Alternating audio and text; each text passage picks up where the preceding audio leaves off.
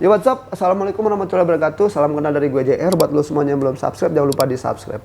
Hari ini gue mau ngomongin soal narasi yang lagi ramai digunakan oleh orang-orang di luar sana. Soal politik, dinasti, dan juga soal privilege. Seolah-olah dua hal ini adalah hal yang tidak bagus. Tapi di sini gue mau memberitahukan ke lo semuanya, ingatkah negara kita adalah negara demokrasi. Jadi kata-kata dinasti sangat tidak cocok digunakan untuk narasi politik di negara kita yang menganut sistem demokrasi, teman-teman. Bayangkan teman-teman, sistem dinasti dicampur adukan dengan dalam sistem demokrasi, teman-teman. Seperti yang kita ketahui, dinasti itu sendiri hanya cocok di era monarki absolut, di mana raja mewariskan tahta dan kekuasaannya kepada anaknya, bukan kepada perdana menterinya, bukan kepada rakyatnya. Karena orang yang bisa menjadi raja di era monarki absolut hanya berdasarkan darah keturunan raja, teman-teman, bukan dari rakyat kelas menengah ataupun kelas kecil ataupun kelas atas. Dan di negara demokrasi kita tidak mengenal yang namanya raja, teman-teman. Kita mengenal yang namanya presiden, dan presiden itu dipilih oleh rakyat. Ada banyak contoh kok di luar sana, orang yang bapaknya petinggi, bapaknya presiden, ketika mencalonkan anaknya ada juga yang kalah kok. Contohnya mantan presiden kita SBY mencalonkan anaknya AHY sebagai gubernur kala itu melawan Anies Baswedan, melawan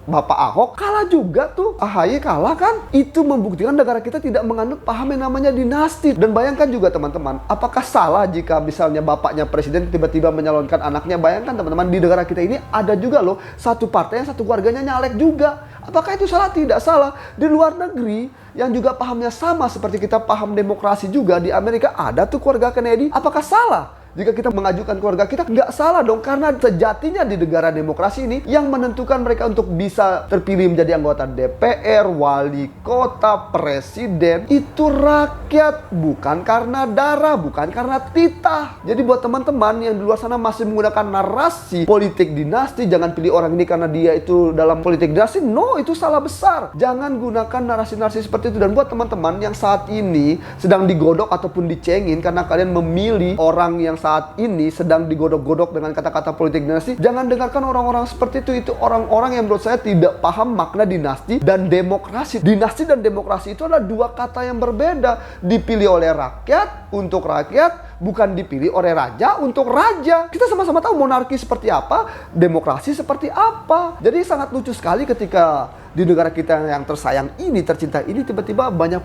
kita yang seolah-olah bahwa dengan majunya Gibran ini sebagai bentuk dinasti politik. Gak juga. Ingatlah, Gibran ini kitalah yang memilih. Bahkan Bapak Jokowi itu kitalah yang memilih. Dari Solo ke gubernur, dari gubernur ke presiden. Memang beliau itu diusung oleh partai politik, tapi yang membuat beliau itu bisa berdiri sampai saat ini 2 periode, ya kita rakyat Indonesia, bukan partai politik. Partai politik itu hanya mengusung saja. Jadi akan aneh sekali jika orang-orang bilang di luar sana kalau ini adalah dinasti politik. Ini sih menurut saya ini sangat rancu sekali, teman-teman. Ada banyak contoh kasus di tempat kita kok. Walaupun bapaknya penguasa, kadang anak-anaknya juga kalah gitu kan. Dan bahkan ada juga orang yang bilang privilege, enak dong jadi anak presiden. Mas Gibran bisa menjadi cawapresnya Bapak Prabowo karena dia anaknya presiden. Ini sangat lucu sekali ketika orang-orang menggodok dengan kata-kata privilege. Jadi begini teman-teman, saya akan menjelaskan sesuatu kepada kalian. Mungkin kalian lupa, privilege ini bukan keinginan Gibran, bukan keinginan saya, bukan keinginan kalian juga.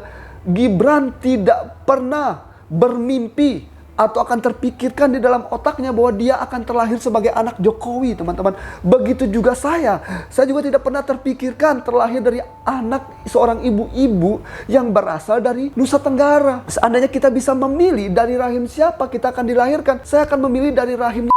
Inilah, jadi kata-kata privilege itu nggak relevan untuk sebuah koneksi politik. Itulah dia, kenapa dia bisa mewakili Prabowo, karena dia mumpuni. Itulah sejatinya. Jadi ketika kalian menggoreng dengan narasi privilege di anak presiden, loh emang kenapa? Emang kita bisa memilih kita lahir dari rahim siapa? Berhentilah kita menggunakan narasi seperti politik dinasti, privilege. Udahlah, biarkan mereka maju dengan adil, biarkan mereka memamerkan isi otak dan gagasannya. Bukannya malah kita menjelek-jelekan dengan dinasti politik, dengan narasi privilege. Itu aneh banget, lucu sekali saya dengar. Cukuplah kita itu perang narasi-narasi yang tidak sehat seperti itu. Ini negara demokrasi sangat lucu sekali ketika di counter dengan narasi dinasti gitu loh. Lucu Lucu. Sebelum gue tutup video ini, mari kita kawal pemilu ini. Siapapun pilihan kalian, tetap dengan ide dan gagasan. Jangan pilih ataupun membenci karena hasutan-hasutan. Tetaplah pilih berdasarkan hati nurani kalian. Siapapun mereka, pilihlah berdasarkan hati nurani kalian. Gue Jara Katsuki, jangan lupa di subscribe. Bagikan video ini. Salam buat hater-hater di luar sana dari gue.